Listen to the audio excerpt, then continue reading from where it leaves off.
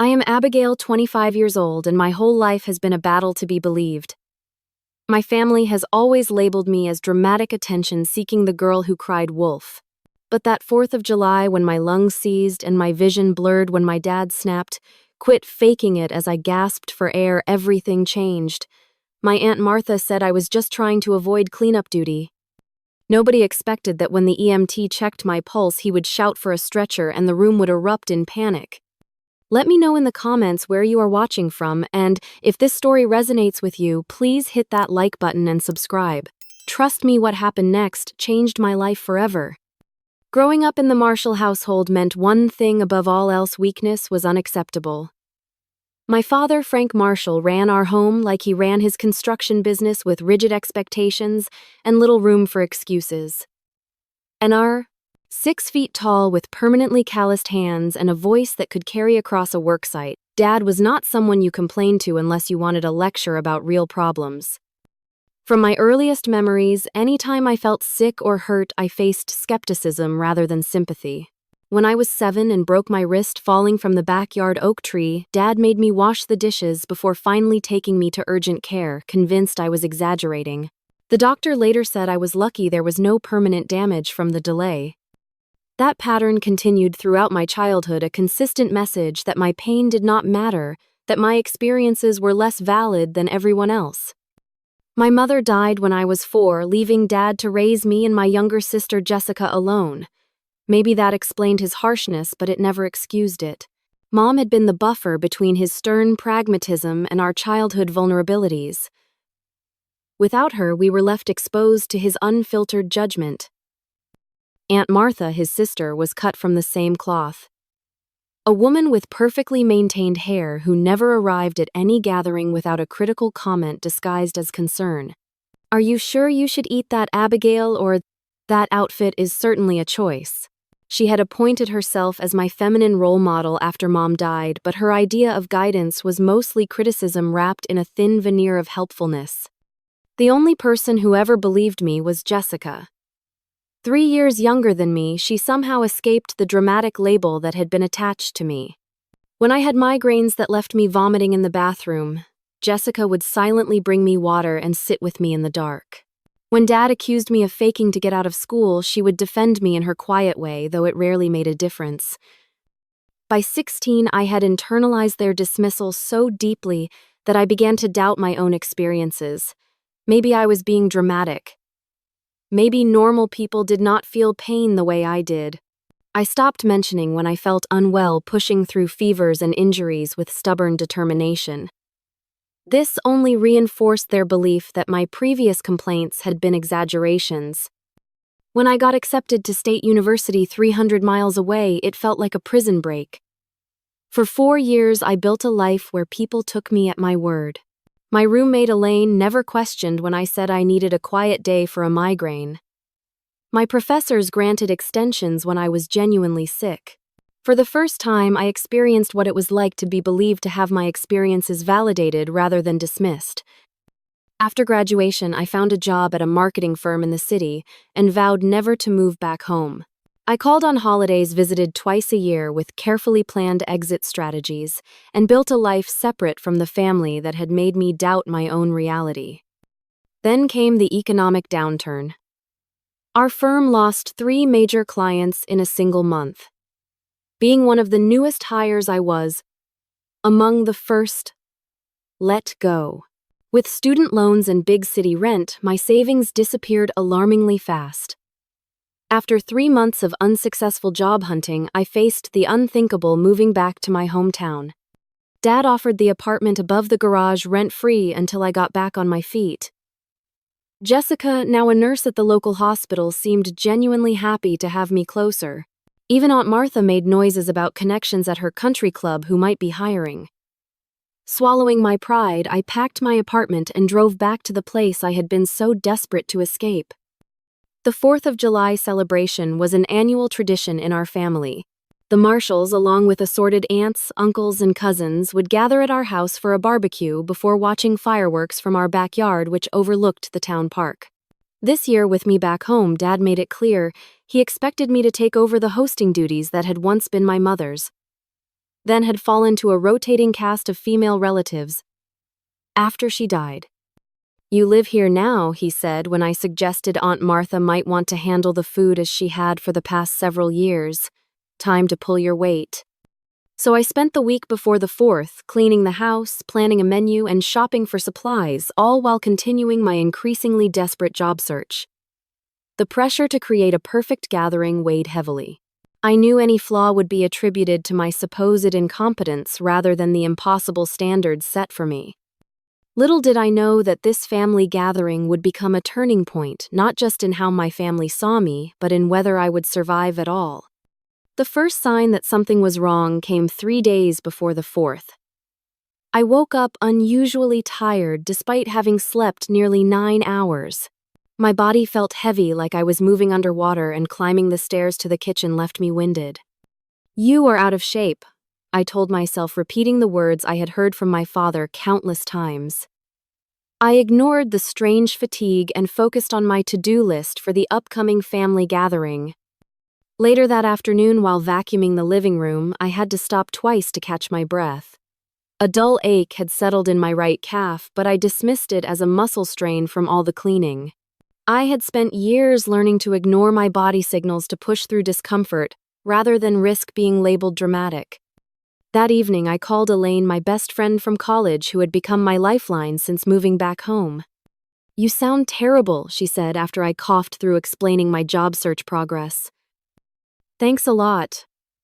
I laughed, trying to ignore the strange tightness in my chest. "Just tired from cleaning.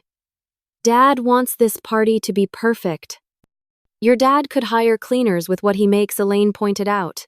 "He just wants to keep you busy so you feel indebted." Maybe, I admitted, but what choice do I have right now? "Just be careful, Abby," she said, her voice softening. "You know how you get when you are back there, ignoring when your body is telling you something is wrong." I promised her I would rest, but after we hung up, I stayed up until midnight, prepping food for the party instead. The next morning, the fatigue was worse.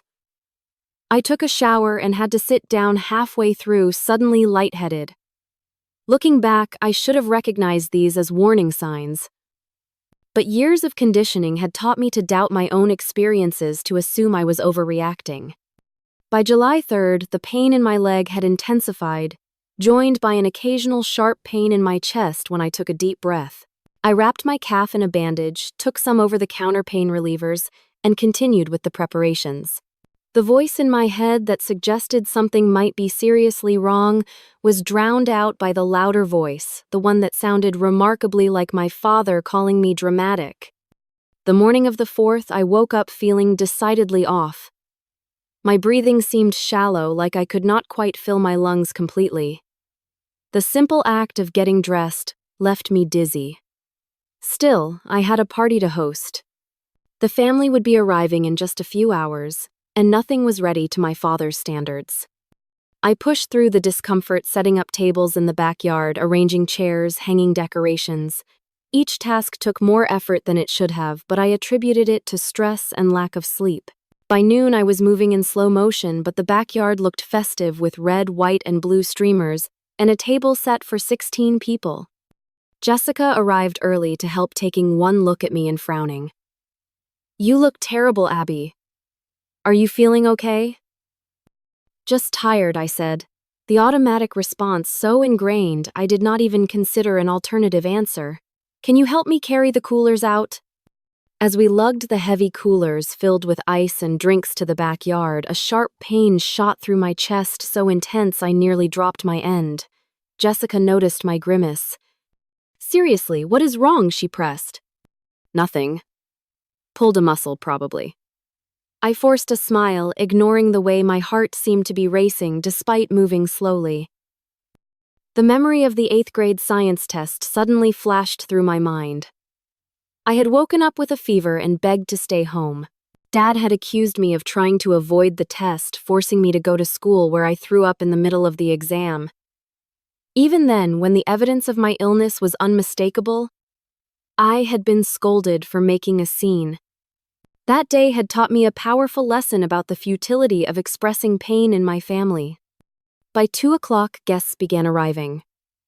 Uncle Robert and Aunt Diane with their teenagers, Dad's cousin Patrick and his new wife, Grandmother Marshall, now 86 but still sharp as a tack. With each arrival, I put on a brighter smile, ignoring the increasing tightness in my chest and the strange tingling sensation in my fingers. Aunt Martha arrived last as usual, making her entrance with a critical sweep of the decorations. "Well, you certainly went with a theme, did not you?" she said, eyeing the patriotic decor I had spent hours arranging. Then she turned to me, her eyebrows rising. "Good heavens, Abigail, you look terrible. Are you trying to get attention again?" "Nice to see you too, Aunt Martha," I said, taking her casserole with hands that felt oddly numb. "Everyone is in the backyard."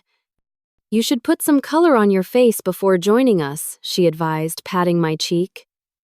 No one wants to look at someone who appears half dead at a party. The irony of her words would not hit me until much later. By the time we sat down to eat, I was struggling to keep up the facade of normalcy. The simple act of breathing had become something I had to consciously focus on. Each inhale felt incomplete, like my lungs were filling with cotton instead of air. I picked at my food, unable to muster an appetite despite having skipped breakfast to finish the preparations. Dad noticed, of course. Nothing escaped his attention when it came to perceived failings. "After all the money I spent on food, you could at least eat it," he muttered as he passed the potato salad. I nodded and forced a forkful into my mouth, though swallowing felt like an enormous effort. Across the table, Jessica watched me with concerned eyes but said nothing. She had learned, as I had, that challenging Dad in front of family only made things worse. The meal continued, conversation flowing around me as I concentrated on the increasingly difficult task of breathing normally. No one else seemed to notice my struggle, or if they did, they chose to ignore it. Years of being told I was dramatic had effectively trained my family not to see my pain even when it was written clearly on my face. As plates were cleared and dessert was served, the pressure in my chest intensified. A sharp, stabbing pain radiated through my right side, causing me to gasp audibly. A few heads turned in my direction but quickly returned to their conversations when I forced a smile. "Bathroom," I murmured to no one in particular, rising unsteadily from my chair. In the downstairs bathroom, I gripped the edges of the sink and stared at my reflection.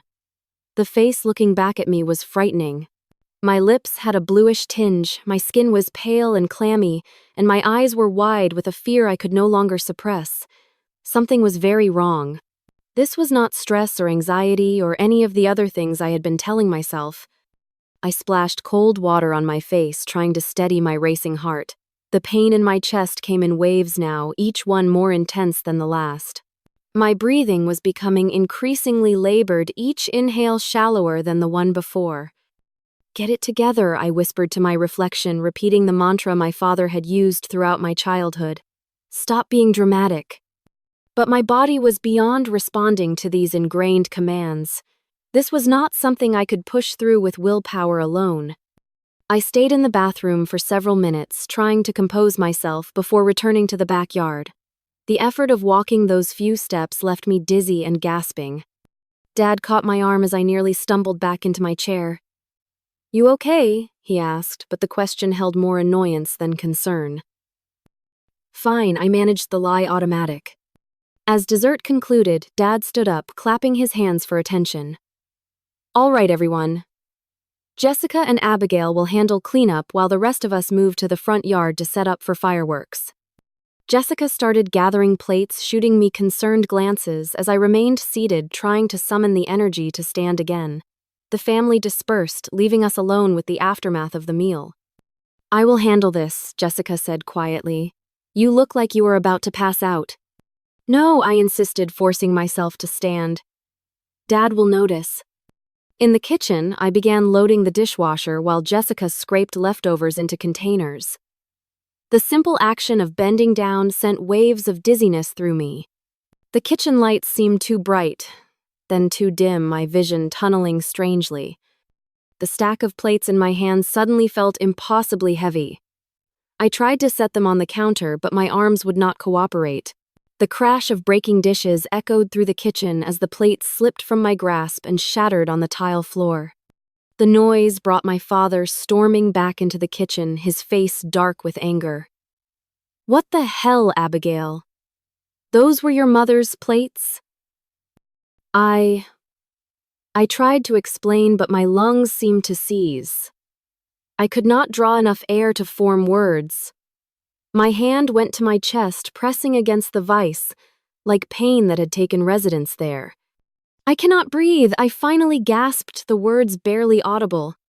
Dad rolled his eyes, interpreting my physical distress as an emotional response to breaking the plates. "Quit faking it," he snapped. "Clean up this mess and get back to work." Aunt Martha appeared behind him, surveying the broken dishes with disapproval. "Really, Abigail? We all know you have always tried to get out of cleanup duty. But this is ridiculous." The edges of my vision began to darken as I struggled for air. I reached for the counter to steady myself, knocking over a glass that joined the shattered plates on the floor. "She is not faking it," Jessica said, her voice rising in alarm as she moved to my side. "Look at her. Something is really wrong." "She has always been like this," Dad dismissed, though a flicker of uncertainty crossed his face as he took in my gasping form. "Always making a scene." Uncle Robert stepped into the kitchen, drawn by the commotion. His expression shifted from curiosity to concern as he saw me leaning heavily against the counter, my breathing rapid and shallow. "Maybe we should call someone," he suggested, moving toward me. "She is fine," Dad insisted, but his voice held less conviction. "She just needs to calm down." "I cannot breathe," I repeated, the words coming between desperate gasps for air. The room was spinning, now faces blurring together as my oxygen-starved brain struggled to process what was happening.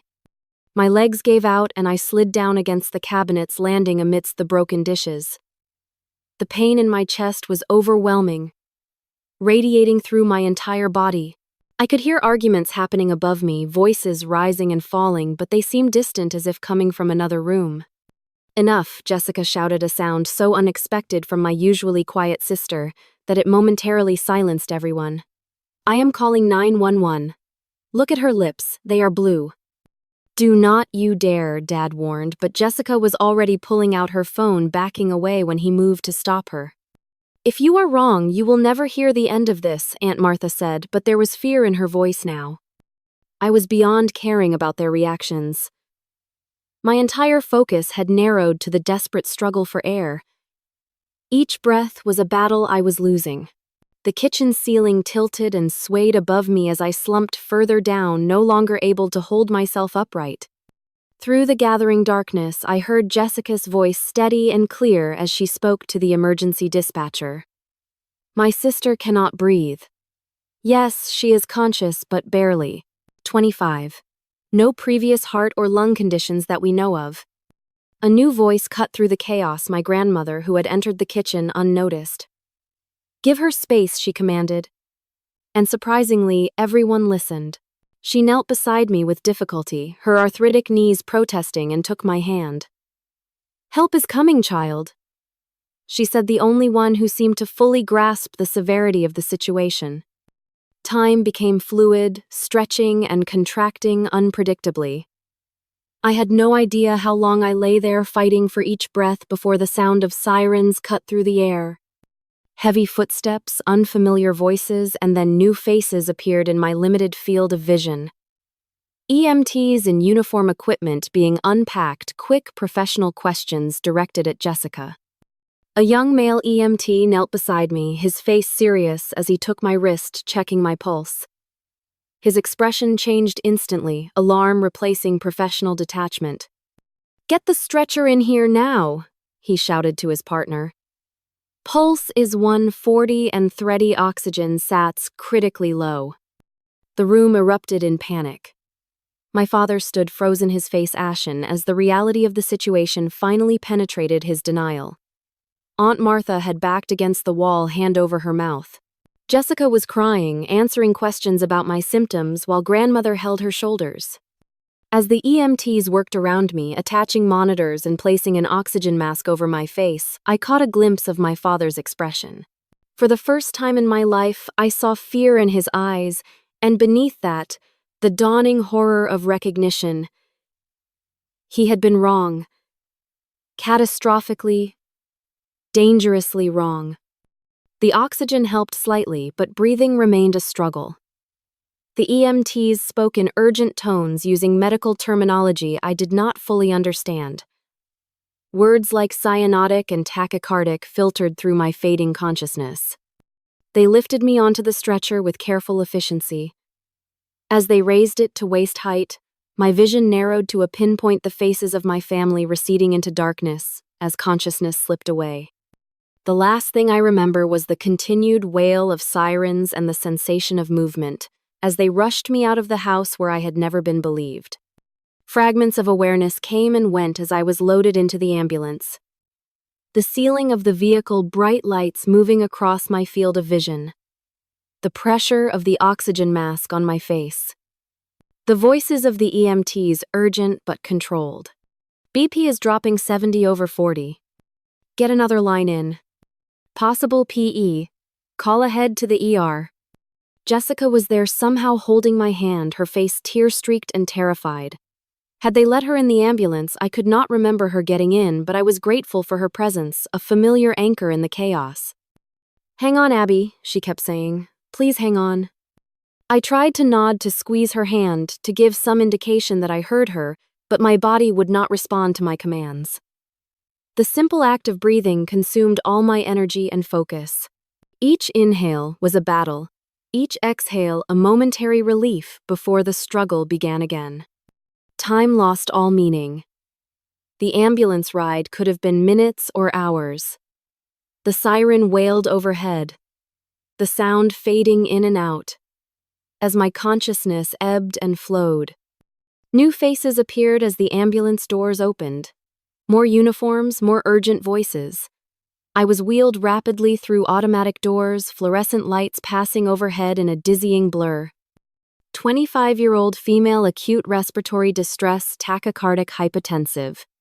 The EMT rattled off information to the receiving medical team as they transferred me from the ambulance stretcher to a hospital gurney. The movement sent fresh waves of pain through my chest, and I must have made some sound of distress because Jessica squeezed my hand tighter. "You have to wait here," someone told her as we reached a set of double doors. Her face crumpled, but she nodded, releasing my hand with obvious reluctance. "I will be right outside, Abby," she promised. "I am not going anywhere." Beyond the doors, the activity intensified. A doctor leaned over me, shining a light in my eyes, asking questions I could not answer through the oxygen mask and my own breathlessness. "Abigail, can you hear me? I am Dr. Winters. We are going to take care of you." Monitors beeped, needles pricked my skin, and voices called out numbers and medical terms around me. Through it all, the crushing pain in my chest and the desperate struggle for air continued. "I need a chest CT stat, and get ultrasound in here for her leg. Blood oxygen still dropping. Start her on heparin. We need to intubate if her SATs do not improve in the next 2 minutes." The urgency in their voices penetrated my fog of pain and fear. This was bad. Really bad. The realization should have terrified me, but a strange calm had settled over me instead. These people believed me. They saw my distress and responded with appropriate alarm. After a lifetime of having my pain dismissed, the validation was almost as powerful as the oxygen they were pumping into my failing lungs. Someone cut away my shirt, attaching leads to my chest. Cold gel was spread over my right leg, followed by the pressure of an ultrasound wand. The doctor watching the screen nodded grimly. "DVT confirmed in the right leg. CT is ready for her." More movement, more lights passing overhead as I was wheeled down corridors. The CT scanner loomed above me, a massive donut-shaped machine that would look into my chest and confirm what the medical team already suspected. "Abigail, we need to take some pictures of your lungs," a technician explained. "Try to hold as still as possible." The scan itself was quick, but the aftermath was a blur of increased activity. Words like massive pulmonary embolism and critical condition floated through the air around me. Back in the emergency room, new doctors appeared, specialists called in for the crisis unfolding in my body. A mask was placed over my face different from the oxygen mask, and a voice told me they needed to put me to sleep for a little while to help me breathe. Darkness claimed me before I could respond, a merciful escape from the pain and fear that had consumed my world. I have no memory of the next 12 hours. Jessica later told me that I was intubated, a tube placed down my throat to breathe for me when my own lungs could not keep up. Powerful blood thinners were administered to combat the clots that had traveled from my leg to my lungs. A special catheter was threaded through my veins to directly break up the largest clot that was threatening my life. My father arrived at the hospital 20 minutes after the ambulance, having followed in his truck with grandmother and Aunt Martha. He paced the waiting room, refusing to sit, refusing to speak. When the doctor came out to update the family using words like life-threatening and critical condition, he had to brace himself against the wall. Aunt Martha left soon after, claiming the stress was too much for her heart, but everyone knew she was fleeing the evidence of her own culpability. Uncle Robert stayed, providing silent support to Jessica and making sure my father did not collapse from the shock and stress. Throughout the night, as I lay unconscious in the ICU, my family waited. Jessica refused to leave, curling up in an uncomfortable chair in the waiting room when they would not let her stay by my side.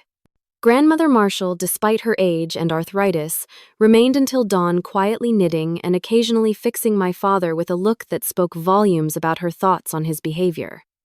The world returned slowly in fragments and sensations. First, the steady beeping of monitors, then the antiseptic smell of hospital surroundings. Finally, the dull ache in my throat that indicated the breathing tube had been removed. I opened my eyes to a dimly lit hospital room. Jessica sat beside the bed, her head drooping in exhausted sleep, her hand still holding mine. The simple act of breathing was no longer a desperate struggle, though each inhale caused a dull pain in my chest. My movement must have alerted her, because Jessica jerked awake, her eyes widening as they met mine. "Abby," she whispered, her voice cracking. "You are awake." I tried to speak, but my throat was raw from the intubation. Jessica quickly held a cup of water with a straw to my lips, helping me take small sips that soothed the burning sensation. "What happened?" I managed to rasp after a few moments. Jessica pressed the call button before answering. "You had blood clots in your lungs. Pulmonary embolism, they called it." "It was." She paused, swallowing hard. "It was really bad, Abby. They said if we had waited much longer to call the ambulance." She did not need to finish the sentence. We both knew what she meant. I had nearly died on my father's kitchen floor while he accused me of faking. A nurse entered, smiling when she saw I was awake. She checked the monitors, made notes on a tablet, and promised the doctor would be in soon. She adjusted my pillows with gentle efficiency, treating my body with a care I was unaccustomed to receiving. Dr. Winters arrived shortly after, a tall woman with kind eyes and an air of quiet competence. "Good to see you awake, Abigail," she said, picking up my chart. "You gave us quite a scare." She explained what had happened in medical terms that nonetheless painted a terrifying picture. A deep vein thrombosis, a blood clot, had formed in my right leg, likely due to prolonged inactivity during my recent move and job search. Pieces of this clot had broken off and traveled through my bloodstream to my lungs, blocking pulmonary arteries and preventing proper oxygenation of my blood. "The technical term is pulmonary embolism, or PE," she said. "Yours was significant, blocking several major vessels. Your right lung was almost completely compromised, and your left was struggling to compensate." She did not sugarcoat the severity. "Your condition was critical when you arrived. Your oxygen levels were dangerously low, and your heart was straining to pump blood through blocked vessels. Without immediate intervention, the outcome would have been fatal." Fatal. The word hung in the air between us. I had been dying, and no one in my family except Jessica had believed me until it was almost too late. "We performed a catheter-directed thrombolysis to break up the largest clots," Dr. Winters continued. "You will need to remain on blood thinners for at least 6 months, possibly longer. We will monitor you closely for any complications or recurrence." She reviewed the treatment plan, the medications I would need, the follow-up appointments that would become part of my routine. Throughout her explanation, she addressed me directly, taking my questions seriously, validating my concerns. The contrast between her approach and my family's dismissal was stark and painful.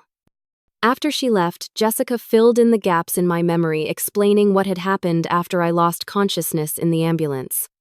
"Dad followed us to the hospital," she said. "He looked like a ghost, Abby.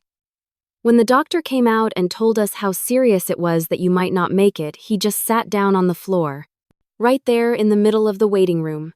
Grandmother finally made him get in a chair." She described how he had paced the waiting room all night, refusing food or comfort, speaking only to ask for updates on my condition. Aunt Martha left after the first hour. Jessica continued, a hint of anger in her voice, said she could not handle the stress. Uncle Robert stayed, though. He made sure Dad ate something called the rest of the family to update them. The news that my father had shown genuine concern was both surprising and confusing. My emotions about him were a tangled mess, relief at his worry competing with anger at his dismissal of my symptoms. "He is here now, actually," Jessica added hesitantly. "In the cafeteria. He has barely left the hospital. Do you want to see him?" I was not ready for that conversation, not yet. I shook my head and Jessica did not push. She understood better than anyone the complicated feelings I harbored toward our father. Throughout the day, nurses came and went, checking vitals, administering medications, asking about my pain levels, and treating them seriously when I answered honestly. One nurse spent nearly 10 minutes explaining how the pain medication worked and encouraging me to ask for more if I needed it, assuring me that reporting pain was not weakness, but necessary information for my treatment. Many patients, especially women, underreport pain, she told me. They have been conditioned to think they should tough it out or that they are not really hurting as badly as they think. But pain is important information that helps us treat you properly. Her words struck a chord so deep I had to turn away to hide sudden tears. My entire life I had been taught that expressing pain was weakness, that my perceptions of my own body were unreliable and dramatic. Here was a medical professional telling me exactly the opposite, validating the very experiences my family had trained me to doubt.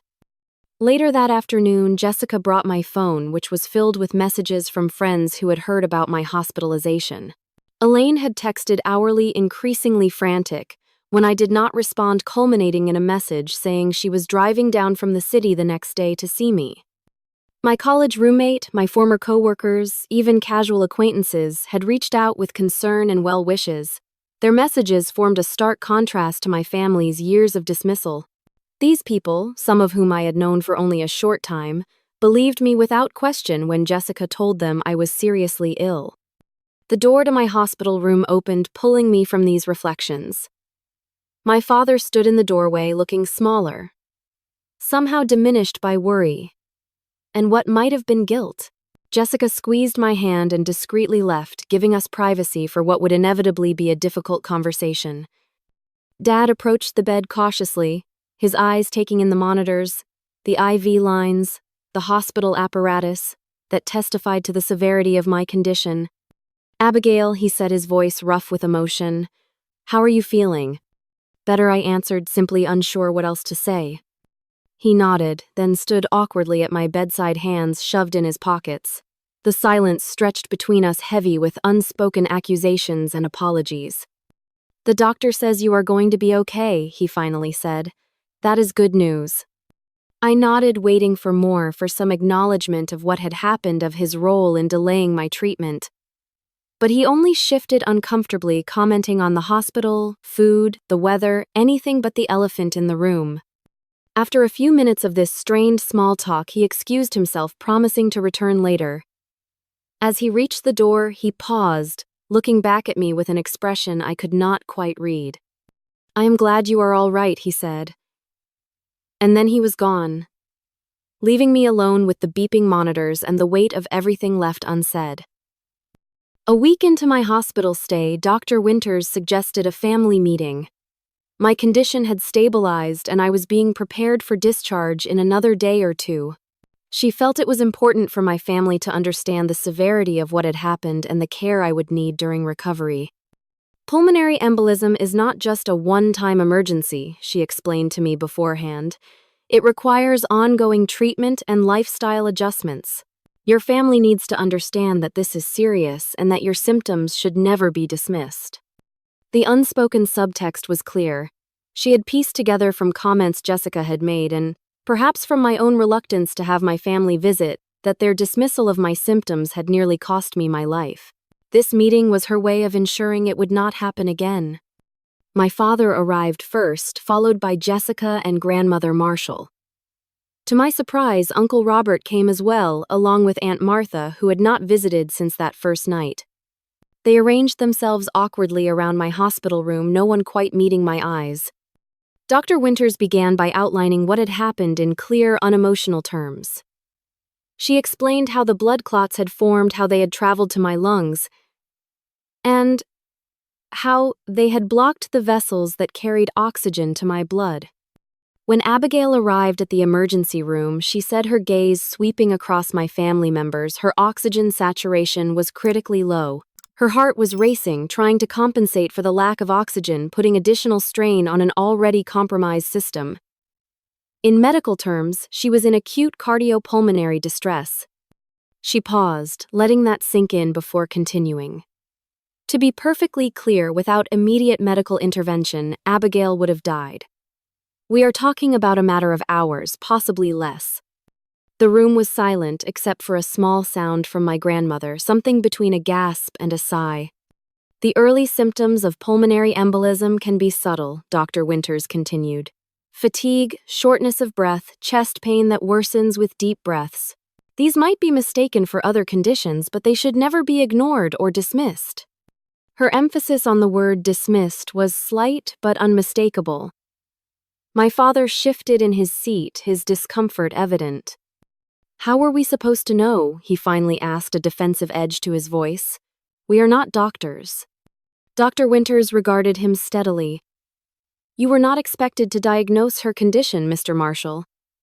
But when someone says they cannot breathe, believing them is a good first step. Seeking medical attention promptly can make the difference between life and death in cases like this. The rebuke, though professional in tone, was clear.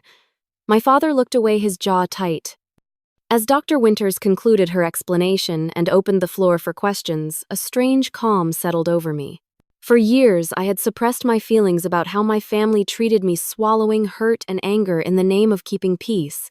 But sitting in that hospital bed with the evidence of their dismissal laid bare in medical terms, something shifted inside me. I told you I could not breathe, I said, my voice quiet but steady. I told all of you and you said I was faking. The room went still, my family's discomfort palpable. Dad cleared his throat but said nothing. This was not the first time I continued gaining momentum. My whole life, every time I was sick or hurt, you told me I was being dramatic. You taught me to ignore my own body, to doubt my own experiences. Tears threatened, but I blinked them back. Do you know what it is like to grow up never being believed? To be in pain and be told it is all in your head? To gasp for air and be accused of putting on a show? Now, Abigail, Aunt Martha, began her tone, the same one she had used to scold me as a child. No one could have known this was serious. You have always been sensitive. I nearly died, I cut her off, my voice rising. The doctor just told you I would have died without treatment, and you are still making excuses. Aunt Martha's face flushed, her mouth opening and closing without sound. She stood abruptly and walked out of the room, the door swinging shut behind her. Dad sat rigid in his chair, his expression a complex mix of anger and what might have been shame. We are not mind readers, Abigail, he said, but the usual authority was missing from his voice. How were we supposed to know this time was different? You were not supposed to know, I replied. You were supposed to believe me every time. That is what parents do. They believe their children when they say they are hurting. The words hung in the air between us, decades of dismissed pain distilled into one simple truth. Dad stood up, his movements stiff, and walked to the window, staring out at the hospital parking lot. The silence stretched until Grandmother Marshall spoke up, her voice thin but clear. She is right, Frank. We failed her. I failed her too. Dad did not turn around, but his shoulders tensed at her words. When Sarah died, grandmother continued, referring to my mother. You shut down. You could not handle the children's pain on top of your own, so you taught them not to show it. That was wrong. Jessica, who had been quiet until now, reached for my hand. I have been keeping track, she said softly. Every time Abby was sick and no one believed her. Every time she was hurting and got told to tough it out. I wrote it all down. She pulled a small notebook from her purse, its cover worn from years of use. The migraine when she was 13, that turned out to be a serious infection. The sprained ankle you made her walk on for 3 days before getting an X-ray. The time she had strep throat and you sent her to school anyway. With each example, the tension in the room grew. Uncle Robert shook his head, looking genuinely distressed. I had no idea it was this consistent, he said. I noticed sometimes, but I did not realize how often. It was not your responsibility, I told him, but it was Dad's, and he chose not to believe me over and over again. Dad turned from the window, his face unreadable. I did what I thought was best, he said. I was trying to teach you to be strong. You taught me to doubt myself instead, I replied. And it almost killed me. He had no answer for that.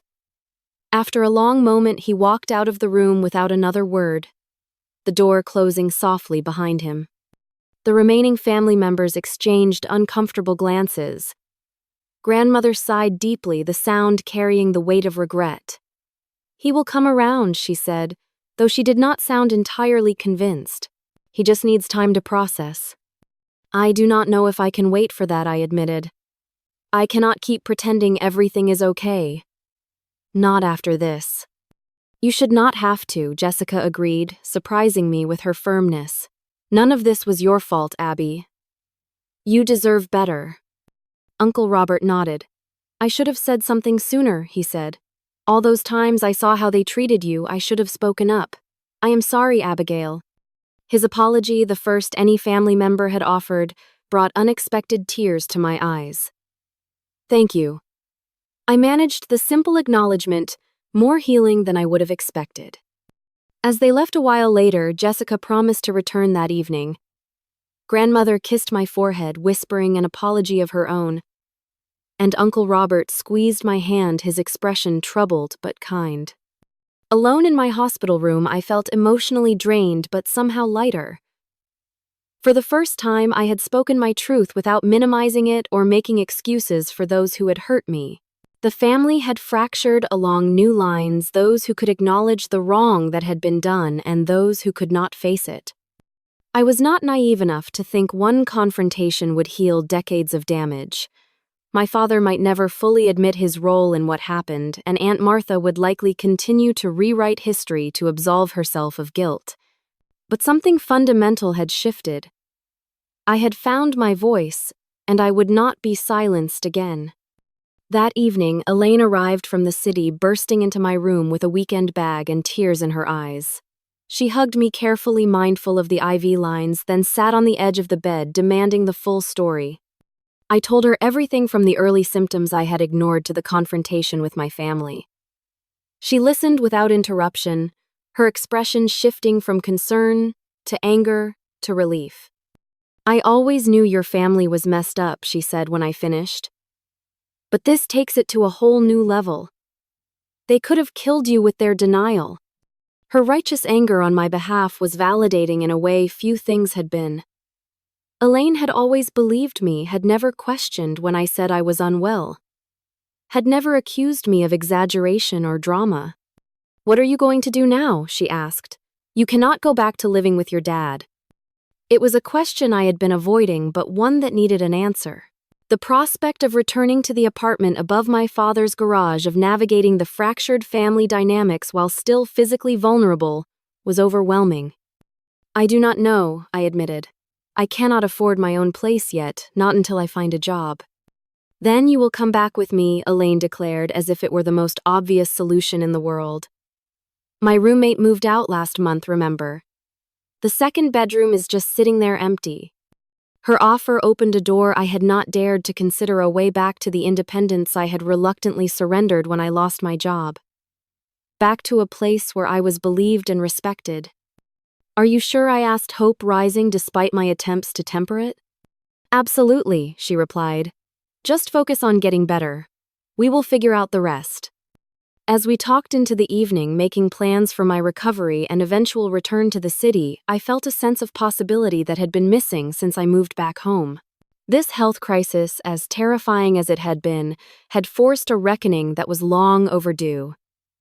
It had shown me who truly cared for me and who was willing to face uncomfortable truths.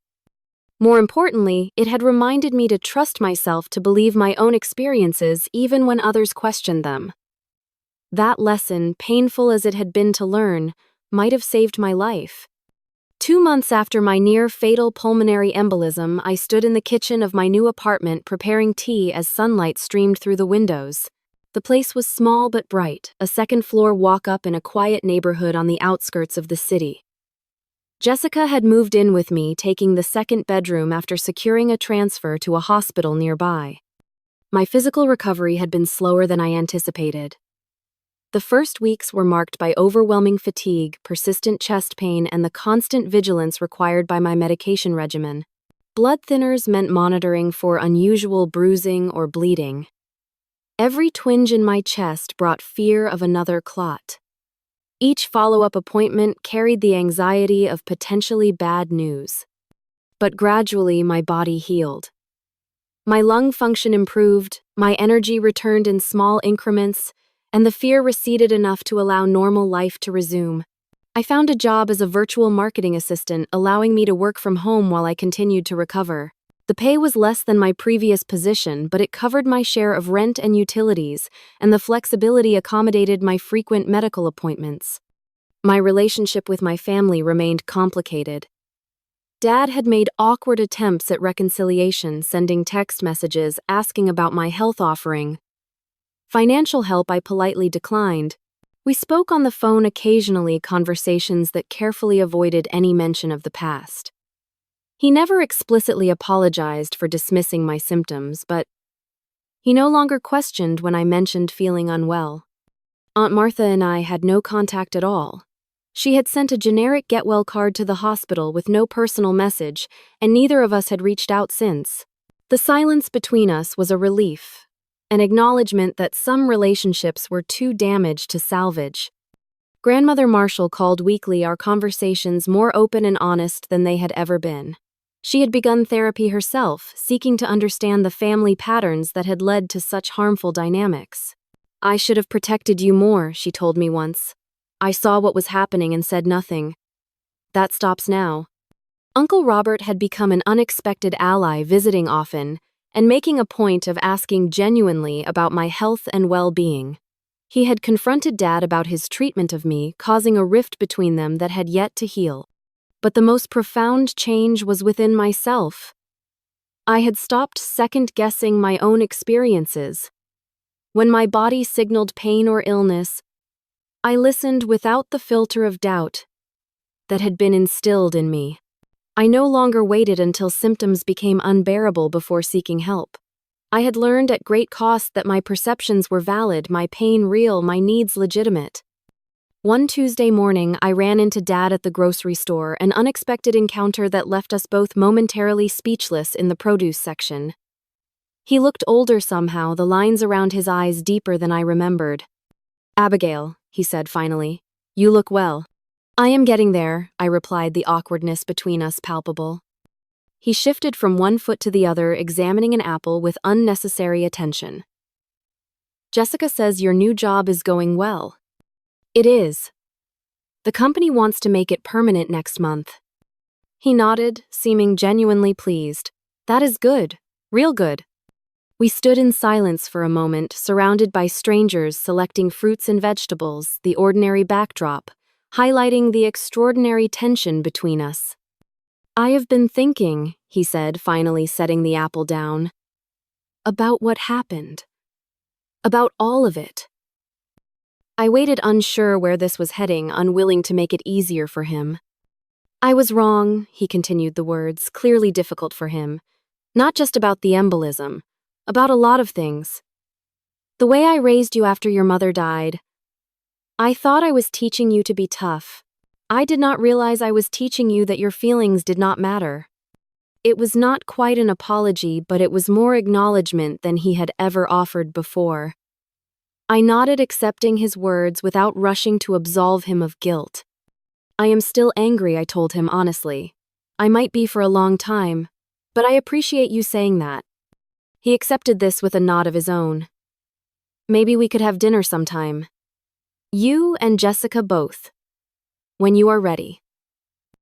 Maybe I agreed, not committing but not refusing outright. I will think about it. We parted awkwardly, but something had shifted. A door had been cracked open, allowing the possibility of a different kind of relationship in the future, one built on honesty rather than denial. Back at the apartment, I found Jessica fresh from a night shift, drinking coffee at the kitchen counter. I told her about the encounter with Dad, and she listened thoughtfully. Do you think he really gets it? She asked when I finished. Part of it, I replied. Maybe as much as he is capable of right now. A few weeks later, Jessica experienced a health scare of her own, unusual abdominal pain that had her doubled over one evening. Without hesitation, I drove her to the emergency room, insisting on a thorough examination despite her protests that it was probably nothing serious. The diagnosis was appendicitis caught early enough to prevent rupture. As I sat by her hospital bed after her surgery, I realized we had broken the cycle. We had not dismissed her pain or waited until it became critical. We had acted promptly, trusting her body's warning signals. The pattern established by our father would end with us. One evening in early fall, I received a surprising phone call from Aunt Martha.